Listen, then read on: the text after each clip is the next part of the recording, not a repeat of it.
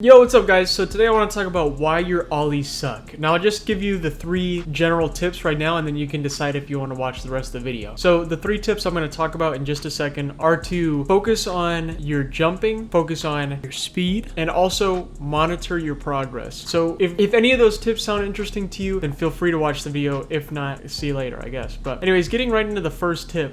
The way you jump is extremely crucial when you're learning how to ollie. I was in the same boat and you're going to see a lot of videos of people who might just jump straight up and the board will rocket and maybe go away from them, or you'll see people who will jump too far forward. Like I have this video from my friend. She sent this to me a couple weeks ago. She asked me for advice, and if we watch this clip, it's a pretty solid ollie, I'm not gonna lie, but you can see that she's jumping just a little too far forward. Again, it's a good ollie and that counts, but she's jumping a little too far forward when she lands, and honestly if she was rolling it'd be fine, but I told her she's got to work on how she's jumping. So really, the idea here is you want to be on top of the board, obviously at all times, but you want to focus on jumping upwards while at the same time flicking your front foot out. And if that's confusing, I recorded some videos of me going through this process. You kind of want to do a ninja kick motion, but it can be tempting when you see the board level out to jump forward. Make sure that you're trying to jump upwards. You can jump a little forward, but try to just jump upwards and really exercise this ninja kick motion with your front feet. The problem that you're going to see a lot when you're learning how to ollie, or if you're watching other people learn how to ollie, is that they're just going to jump up and kick their feet, and that's it. And the board's just going to rocket or it's going to fly away, right? You want to jump up and exercise this ninja kick motion in a way where you can at least see your board level out. So whether that means to ollie, land with your back foot on the ground,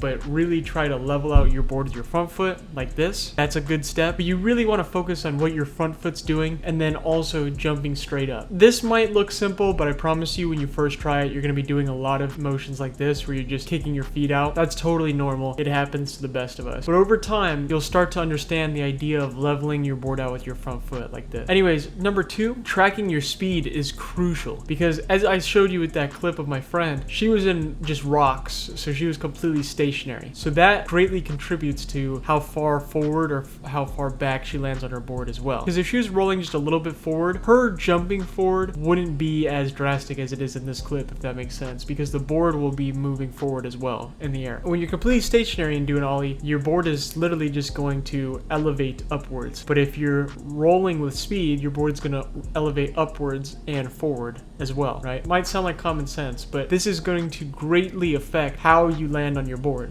Because if you are noticing that you're someone like my friend who keeps landing too far forward on your board, you might want to try to roll a little bit and see how far forward you land now. Because now if you roll forward, you might land a little bit more centered, and vice versa. If you're jumping too far back, or if you're not landing on top of the board at all, you might want to just try stationary. That way you can minimize all risk that you might be fearful of when rolling. And then from there, you want to take it just step by step. Give it one push, one baby push, and try an ollie. Once you get comfortable, then give it, 2 baby pushes, ollie, and then once you get comfortable, just continuously speed up how fast you're going. I would always recommend trying your tricks with just a little speed. However, if you're just starting out, it makes total sense why you'd want to do it stationary. But for me, and you'll probably notice this when you get a little bit more experienced in your skating journey, is that stationary tricks can sometimes become harder than tricks that you're doing rolling. Like for example, a tray flip stationary is so much harder than a tray flip rolling. And this comes down to just simply how you jump upwards, because I notice when I do some tricks, I jump a little forward, or I jump a little backwards maybe, and I kind of have to accommodate with how I'm rolling. And lastly, I want to talk about monitoring your progress. The best thing that you can do when you're first starting out is to film everything and really analyze what you're doing, because you're going to notice when you first start out, your clips are going to look a lot like this. And so now you can run that back, play it in slow-mo, and see exactly what's going on. You can see, okay, maybe your front foot is kicking out, but you're not really doing the ollie motion. You're really just kicking your feet and hoping for the best, or maybe you see that you're jumping way too far forward, or maybe you see that you're jumping too far back, or maybe you see that you're just not committing and one foot's off. So filming your process is absolutely essential. And along with this, if you have some sort of friend or some other form of guidance or motivation to help you along the way, that's another thing that I would definitely utilize, especially if you are fortunate enough to have someone that's at your level of skating and just starting out.